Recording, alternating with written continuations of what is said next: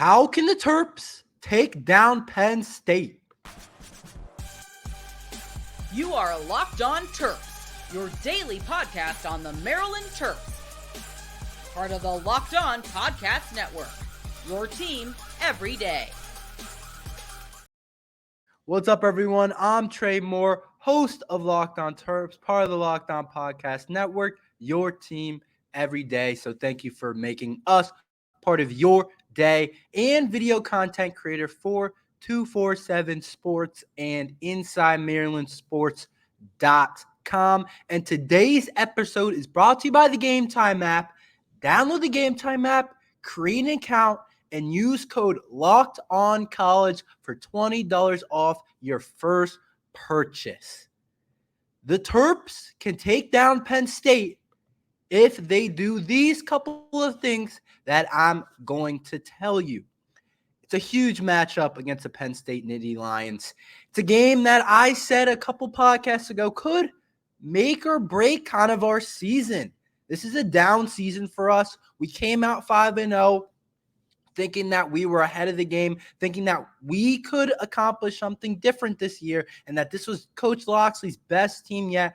But we have lost 3 straight into 2 teams that we should not have lost to in Illinois and Northwestern, 2 teams that we thought we were more talented than. So after those 2 disappointing losses, how can we make up for that? It's beating this Penn State team.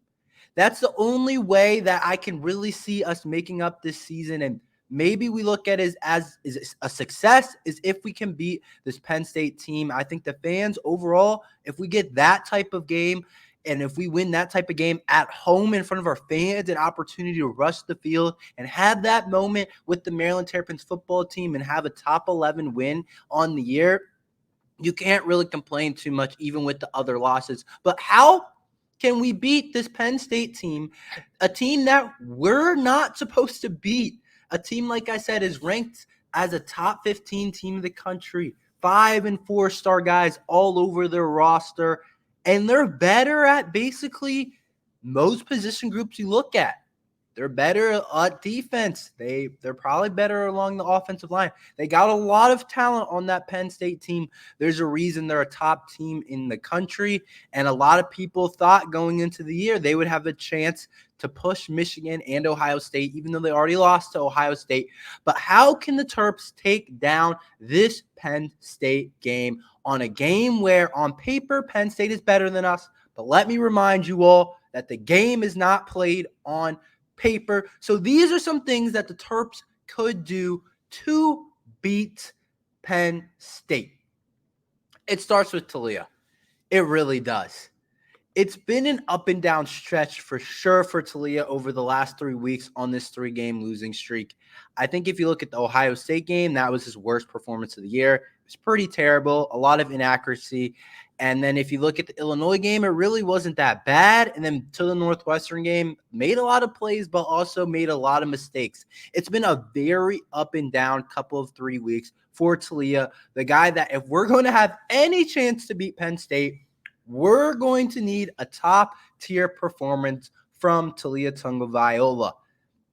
Usually, the game plan, we put the ball in the hands of Taulia Tagovailoa. I complain about it every single day that we don't run the ball enough, but at the end of the day, I don't make the game plan. I don't make the play calls. I don't make the strategy going into the game. I don't script anything. So I can only complain so much, but instead I'm going to say, since I already know what more than likely we're going to do against this Penn State team, throw the ball, which we do the most in the Big Ten. We lead the Big Ten in throwing the ball per game. So we throw the ball the most in the Big Ten, but Taulia also leads the conference in passing yards. A big part of that is because we throw the ball the most, but a big part of that also is just because he's a really good player and we have playmakers on the outside. So since I know that's going to be kind of what we do, that's kind of our identity on offense, we're going to need Taulia to put up a really solid stat line. And I think maybe the most important thing, which we have seen Taulia seem like it's an on and off button for him, is turning over the ball. In these games against a Penn State type of team, against an Ohio State, against a Michigan, it seems like he doesn't usually play well. I mean, he played well against Ohio State last year, but other than that, and he didn't play bad against Michigan last year, but other than those two games, you kind of look at these games and Taulia seems to often make a mistake or come up small in the big moments. And we've yet to see a signature win from Taulia, which I talk about a good bit. So the ball is going to be in his hands. He cannot make mistakes. Okay, if he has an overthrow here or there, we can live with that. Obviously, he's not going to play a perfect game against this really good Penn State defense, but he can't throw interceptions. I'm going to go ahead and say that. If he has a single interception, I don't think we win the game. It might be a little bit extreme to say that, but that's how I kind of think it is, an interception or a fumble. And then if he has a chance to hit the ball down the field, it can't really be an overthrow. I think overall he has to just limit his mistakes while also taking shots down the field and making big plays, which is hard with how much we trust Taulia and how much we give him the ball in these situations. But if you remember last year against Penn State, it was awful. Taulia went 11 for 22 for 74 yards. So we're looking at Taulia as the main factor in Maryland winning the game, how it kind of is most games, because we trust him to make the plays, even though I continuously say, let's run the ball on offense. And that leads me to my second point. We have to find some type of balance. And the thing is, it's not like we're just not able to run the ball. If you look at the averages the last couple of weeks, Hemby and McDonald both average above 5 yards per carry. They just don't get the ball. I don't know what it is with Josh Gaddis, our offensive coordinator, co-offense coordinator. He does not like to run the ball with those guys. We love to throw the ball, but I think against this Penn State team and this Penn State defense, it's going to be hard to run the ball. But if it's working and if Hemby, McDonald, Littleton, whoever it is, has a hot hand, give them the ball as many times as possible on first and second downs, because we need to find some type of balance, because obviously it's proven not to be a success over the last 3 weeks to just throw the ball all over the place. So we have to take some pressure off of Taulia if we want any chance at winning this game. And then I'm looking at the defense. This Penn State offense, it's a kind of a weird offense. I don't know how else to describe it except for it's kind of weird. Why do I say it's weird? Because they have a lot of talents and spots, but you also see them sometimes and you're like, wow, like they're not living up to their potential at all. And if you look at guys like Drew Allar, 5-star, and they might have at the quarterback position, and they might have the best running back duo in all of college football. And then you look at like their wide receiver room and you're like, eh? And then you look at their offensive line. They might have the top tackle in next year's draft at left tackle. So there's a lot of talent. There's also some weaknesses to the offense. But I think our defense needs to mix up the looks against the Penn State offense to be able to throw Drew Allar off his game. If we saw what Ohio State did, I think a big key is to do some of the things that Ohio State did against Drew Allar, which they blitzed him a lot. So I think we should blitz Drew Allar because he's 6'6", big arm, has a ton of talent. Do not get me wrong. But he does not move the best. It's not like he's slow and like he can't move at all, but he is not an elite kind of mover around of the football. He doesn't make plays with his legs as much as a guy like even Taulia does. And Taulia is not even an extreme mover in terms of in the pocket and outside the pocket. But get pressure to Drew Allar, even if you have to blitz. And then the second point, stopping the run. Sell out to stop the run. Load the box. This Penn State team right now is third in the conference in rushing yards third in the Big Ten in rushing yards with 175 rushing yards per game. They want to run the ball with those two backs that I talked about in Singleton and Allen. Do not let those two guys beat you. I'm okay if we give up some passing yards because we have an extra guy in the box or an extra safety. We pull Bo Braid up on a lot of plays to get an extra guy in the box and stop that run game, force them to pass the ball, because that is clearly their weakness. Because if you look at the receiving yards, they don't have a lot of playmakers back there on at the receiver position or a lot of proof. So I'm saying stop the run, sell out to stop the run, force Penn State to pass the ball, and then offensively, Taulia has to make a lot of plays. And then lastly, the crowd. We are going to need the crowd. That's not usually something you think of when you think of Maryland football, is big crowd movements and getting a 12th man really with the crowd and making it trouble for the Penn State offense to hear at times. But I would love for the crowd noise to be kind of loud and create some type of something and type of an energy that the Maryland Terrapins, I think, need with 3 losses in a row. We need energy from the fans, and to feel that go onto the players really can help. If you've ever been an athlete, if there's fans there and they're hype and they're getting loud, it really does bring energy to a lot of the team. So those are kind of some of the things I think the Maryland Terrapins can do to take down this Penn State team. I want to talk about, can Taulia outplay Drew Allar, the talented 5-star quarterback who's getting his first year starting? I'll tell you about that after this ad from the Gametime app. Have you ever wanted to go to a game at the last minute, like a Maryland Terrapins game, but finding tickets is hard? I have been there before. Buying tickets to your favorite events shouldn't be stressful. Gametime is a fast and easy way to buy tickets for all the sports, music, comedy, and theater near you. With killer deals on last-minute tickets and their best price guarantee, you can stop stressing over the tickets and start getting hyped for the fun you'll have.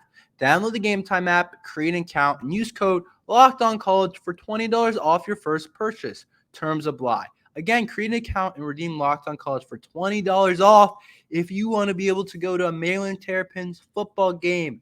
Basketball, we start the basketball season on Tuesday. Can't wait for that. So download the Gametime app and use code Locked On College for $20 off your first ticket or whatever you want to buy on the Gametime app. So download the Gametime app today. Last minute tickets, lowest price guaranteed. Who will have the better game between Taulia Tagovailoa and Drew Allar, which I think is a huge part of the game? 2 really talented quarterbacks. I think it's a very intriguing matchup, and I think Taulia Tagovailoa definitely can outplay Drew Allar, but I also wouldn't be surprised if Drew Allar has the better day. Now, let me explain. It's such an intriguing quarterback battle because these guys are kind of opposites. Allar's a huge talent, 5-star kid, big arm, 6'6", your prototypical type of quarterback that you hear about back in the day, 6'6", with an arm, can stand in the pocket and make throws. While Taulia, he's 5'10", he's smaller, he maybe lacks some of the arm strength that Drew Allar has, but he's a playmaker and will just go out there and ball and make some plays that maybe he's not supposed to make. So it's a very interesting quarterback battle between those 2 guys, those 2 completely different players in Drew Allar and Taulia Tagovailoa. Like I talked about, Drew Allar is more the prototypical guy. When you design a quarterback, you kind of make it look like that guy. And then Taulia is more of a modern day kind of twist to it, where maybe he doesn't have the height and the attributes, but he can go out there and make some big-time throws too, and make some throws on the run and make some throws outside the pocket and do some things with his legs. But I think this quarterback battle will decide the game. Whoever has the better game, I can see their team definitely winning. Maybe not if Taulia plays awesome. I can still see Penn State winning. But if Drew Allar has a really good game, I just don't see the Terps winning this game, honestly. But the reason I'm also really intrigued and why I think both can outplay each other is because of the position group surrounded by them. If we look at the Terps receivers versus the Penn State receivers, the Terps wide receivers have a big edge. Penn State does not have a number 1 wide receiver. Right now, Keandre Lambert-Smith is their number 1 with 550 yards. He's a really solid player. He's a good player at the receiver position, and I definitely could say he's a top 2 wide receiver in terms of he could be a number a borderline number one, definitely number two for a pretty good college team.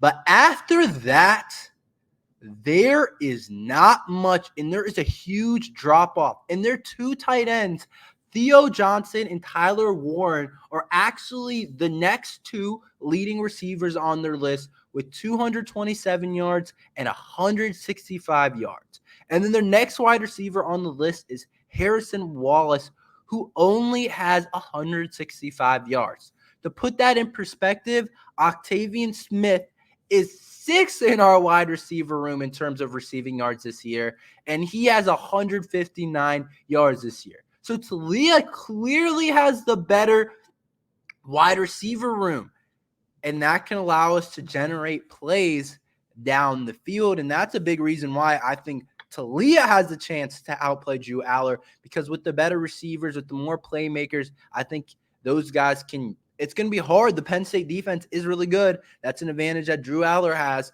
But the Maryland Terrapins wide receivers have proven this year to be able to make plays at times, even though it's slowed down these last couple of weeks. Ty Felton, Caden Prather, Octavian Smith, Jayshon Jones. No Tyrese Chambers now. If you remember, Tyrese Chambers did leave the program, and he wasn't putting up huge stats, but he still did get some snaps and did catch the ball once in a while. So his loss will be felt. We'll see who steps up into that role. I kind of expect it to be Shalik Knotts to be the next guy up there. But I think Taulia has the advantage in the wide receiver room, so I think he could potentially create some plays down the field, and the wide receivers on the Maryland team could really help him out by creating some plays down the field that could end up really being some game-changing plays that makes Taulia look like he played better than Drew Allar. But on the other side of it, you could look at Drew Allar and say he's going to have a consistent run game. He's going against the Maryland defense, which isn't – it's just not nearly as good as the Penn State defense. It's not much else to say. Penn State defense has a ton of dudes playing, NFL players all over the place, but maybe their best player on their whole entire team in Chop Robinson, the old Maryland Terrapin defensive end that's going to be a first-round pick, projected first-round pick in next year's draft, is actually not supposed to play, or this year's draft, is actually not supposed to play in this game. So that actually gives Maryland the edge there. That really helps the Maryland in that spot. They have other really good pass rushers like Deny and some other guys back there that can really rush the passer, but it does help that Chop Robinson is out for the Maryland Terrapins. But overall, Drew Allar is going to be going against the Maryland defense, which is worse than the Penn State defense. And then Drew Allar also has a really solid offensive line. Like I said, he has a left tackle that could be a top 5 pick in the draft. So it's going to be hard to get pressure on that side. And then he also is going to have a run game in Singleton and Allen. They're probably going to be able to run the ball pretty well against the Maryland Terrapins. That's just me being honest. They're really good back there, and the line is very solid. So Drew Allar has the potential to go against the worst defense and have a run game, but he might not have a ton of playmakers out there at receiver. But we saw what Maryland did. We saw what Maryland did against Northwestern, and we didn't think they had a ton of playmakers. So Penn State could definitely pop off. But like I said, Taulia has the advantage in the wide receiver room and still has some really good backs. Josh Gaddis, our offense coordinator, just doesn't like to use them very much.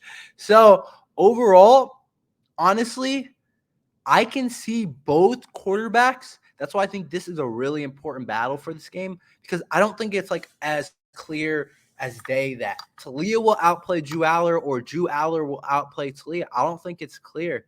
I think that's one of the biggest toss-ups of this game, where you could look at other position groups and you could say, Penn State has the advantage there. Like at most position groups on the defense, you're going to look at Penn State, like the linebacker room. Maryland has a really solid linebacker room, but Penn State's linebacker room, man, that's something else. Or you could look at the cornerback room. You probably say, that guy at Penn State King's going to be probably a first rounder. They probably have the advantage. Or you could look at the receiver room and be like, Maryland clearly has the advantage. I think this is one of the spots where it's kind of gray, and we don't know who's going to have the better day between Taulia versus Drew Allar, to be honest. I really think it could be either one, and that's kind of my take on it. I think either one could have a really solid day. Either one could have a bad day because of the components of the team around them. But I think whoever has the better day between those two will go a huge way in deciding whether the Terps will cover the spread or have a chance to win the game. And that's exactly what we're going to talk about next. So let's lead into the next segment. Will the Terps cover the spread against Penn State? Can they win the game? I'll give you a score prediction, and will the Terps cover the spread after this ad from PrizePicks? Testing my skills on PrizePicks this football season is the most exciting way to play daily fantasy sports. If you have the skills, you can turn $10 into $250 with just a few taps. Like you can choose a Patrick Mahomes over whatever his passing yards number is, or if you want to choose Josh Allen over his passing yards, or if you want to choose Derrick Henry to get a touchdown. PrizePicks is where you want to go if you feel like you have the skills and understand what's going to happen in these games. Like they said, you can turn $10 into $250 with just a few taps. PrizePicks is the largest independently owned daily fantasy sports platform in North America. We're the easiest and most exciting way to play daily fantasy sports. It's just you against numbers. Instead of battling thousands of other players, including pros and sharks, you pick more than or less than on 2 to 6 player stat projections and watch the winnings roll in. So go to prizepicks.com/lockedoncollege and use code lockedoncollege for first-time deposits. Will the Terps cover the spread against Penn State? I am going to say the Terps will not cover the spread against Penn State. The spread is only at 8.5. I keep looking at this number and I'm like, that is kind of low. I understand we are at home and I understand we're kind of good on paper in a lot of spots, even though we're in a cold streak right now. But I'm looking at the spread and it's gone down. I think it was up at 10.5 at a certain point, and it's all the way down to 8.5. So the Vegas people think it's going to be at least somewhat of a close game. They think Penn State should win by about 8 points, which is a one-possession game with the touchdown and the 2-point conversion. And I'd be happy if Maryland covers the spread, to be honest. But I don't really see it happening. With how the season has gone so far and the losing streak that we're on right now, I just don't love how we match up against Penn State. I think they do a lot of things well that we do not do well, and kind of vice versa. Like they say, styles make fights. And to give you an example of that, what does Penn State do really well on offense, and what don't they do really well? They run the ball really well with Singleton and Allen, and they don't throw the ball really well. And if I look at Maryland's defense, I think they defend the pass really well, and they don't defend the run as well. And I think the Terp secondary is probably the strength of the defense when everyone's healthy.